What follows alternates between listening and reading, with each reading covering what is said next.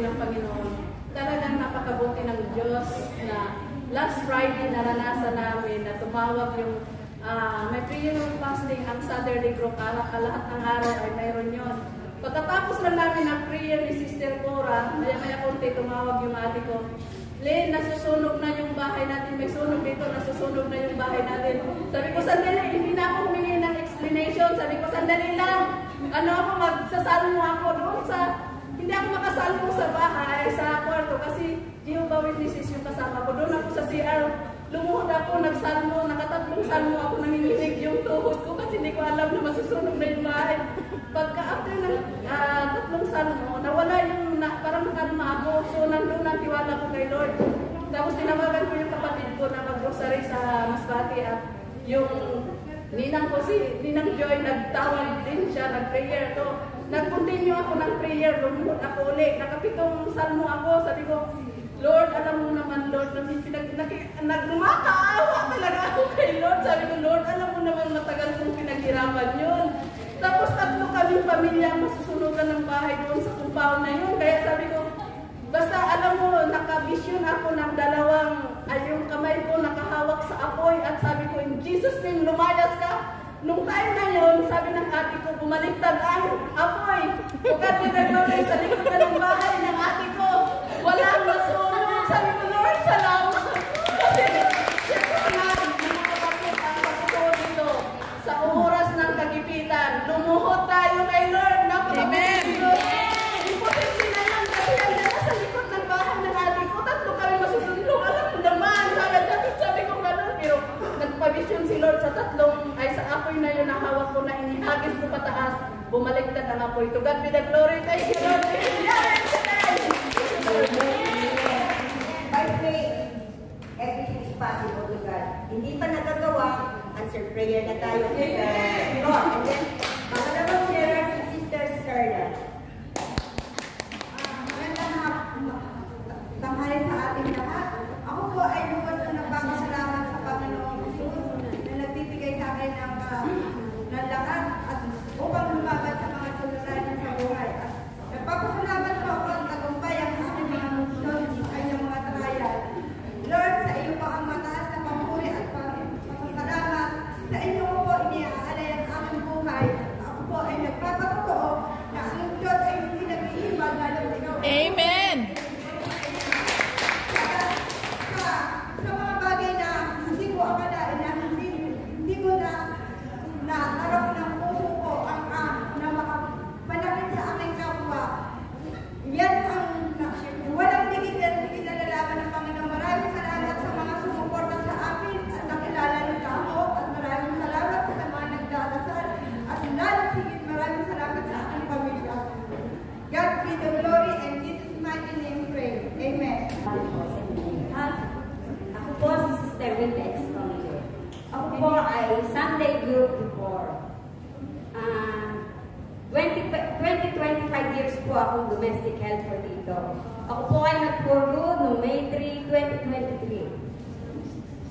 Sa kabutihang palad ng Lord, siyempre ang pagtigil ko sa Pilipinas ay medyo nakakainip.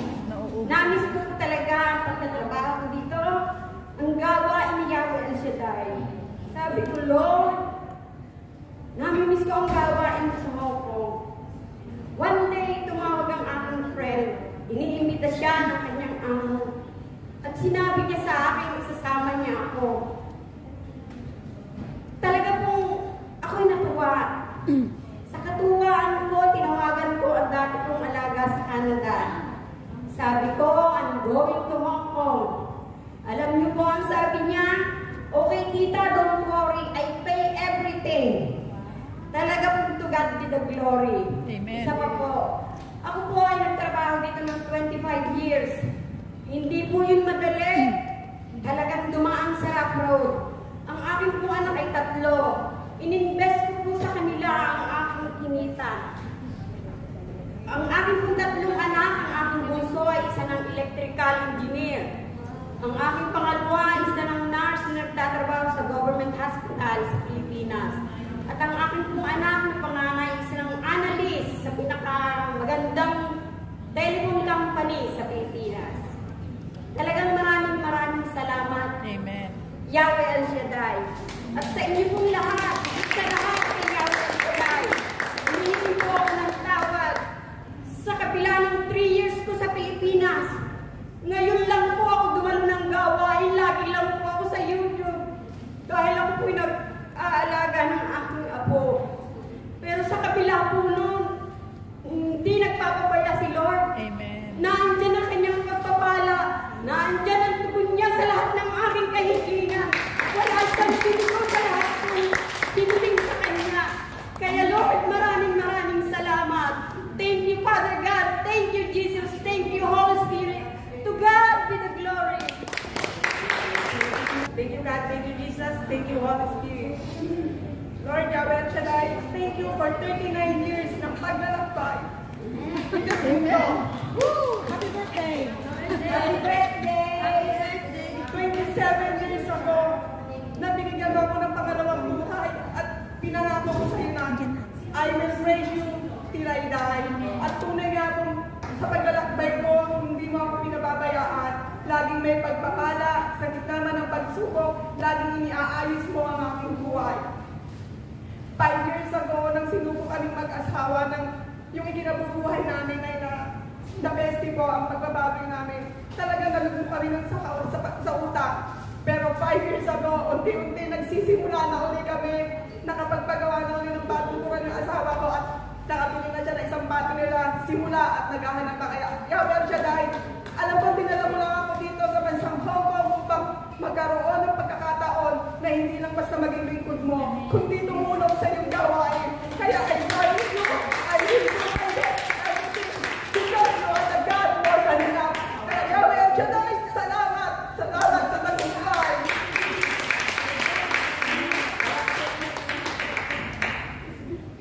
Happy birthday! Sister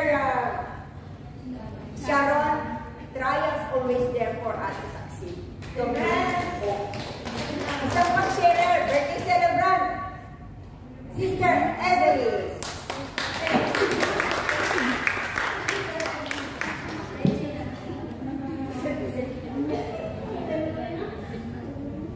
Binabalik ko lang po, puri po sa salamat sa aking Diyos na plus 1 na naman ako. Kahit na maraming bagyo sa buhay ko, nang dahil sa Panginoon Diyos, na papagtagumpayan ko po yun. Amen! Dahil pag manalig lang po tayo sa ating Diyos, hindi tayo pababayaan. Amen. Sa pag ng Panginoon din at nakapagtapos na rin po yung anak ko. Amen. Nang dahil sa marami pong naandyan po, yung mga tumutulong, maraming ginagamit ang Panginoong alulod ng pagpapala na andito po yung mga taong nagsusupport na po sa akin. Maraming salamat po sa inyong lahat.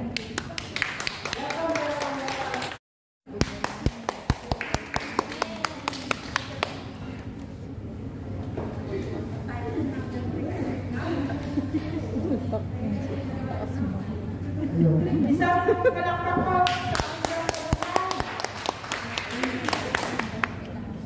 Magandang hapon po sa inyo lahat. Narito ako ngayon tumatayo sa inyong harapan muli. Dahil sa kasiyahan ng ating Diyos na buhay. Ako may bumalik dito last July 2023. Ngayon po ako ginanaman po ako. At para mag-forward po at pinapasalamatan ko po ang ating Diyos na buhay dahil sa mga biyayang kapapala na patuloy po niya pinibigay sa akin. Higit sa lahat sa mga problema kong nadaanan ko. Ang hirap po sa marami po kayong magkakapatid na nag-isa kong tumatayo sa magulang. Ang mayroong pinasalamatan ko po dahil na abot po nila sa edad na ganito. Pero kailangan na po nila talaga ng gabay ko. Kaya wala po akong choice kahit sabi ni Amo na mag-rent ko ng katulong para mag-alaga sa magulang ko. Pero kailangan ko talaga ng financial. Sabi ko, hindi na ako na lang ang uuwi para mag-alaga sa kanila. So praise the Lord, pumayag naman po sila. Papasalamat po ako dahil sa mga biyayang patuloy po nila binibigay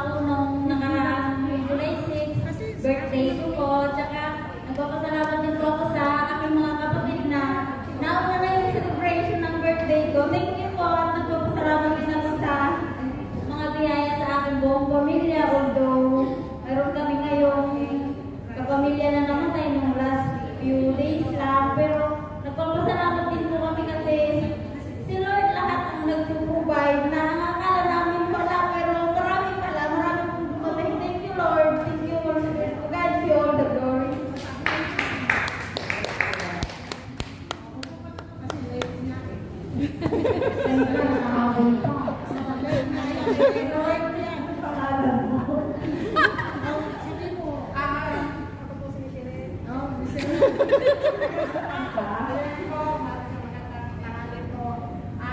ko lang pong pasalamat kayo. Dahil po, dahil nakaraan po yung nanay ko, nagkaroon siya ng bato sa kidney. Pero sa bawat inom niya naman po ng mga herbal at saka doon sa binili niyang gamot sa Ambel, natunaw po yung kanyang bato sa kidney. Ay, wow. Thank you, Lord. Nagpapasalamat po ako kayo. Actually, pinabalik po sa kanyang pasasalamat. At sa mga susunod niya po pong mga test, kasi meron po siyang dahil gusto namin yung kanyang kalusugan. Nawa, inaatin ko na Lahat negative. clear lahat ng Amen. examination sa kanya. And pangalawa po, meron po akong kapatid na matagal na hindi ako pinakausap. Lilang po ako kasi bilang ate po, siyempre ayaw ko po na napapahamak o napapasama yung aking bunso. Siguro nagtampo sa akin na pinagsabihan ko siya. Blinak niya ako, hindi ko siya nakakontaan, hindi ko siya makontak, hindi niya rin ako minimessage ng ilang years, pero sa bawat prayer request na sinusulat ko, hindi ko po yun nakakalimutan. Purihin po ang Diyos kasi minessage niya na po ako, pinuntak niya na ako sa bawat update niya kay mama sa Pilipinas. Lagi niya, si ate, ang lagi niyang minimessage niya. Maraming salamat po. Kaya wala siya dahil.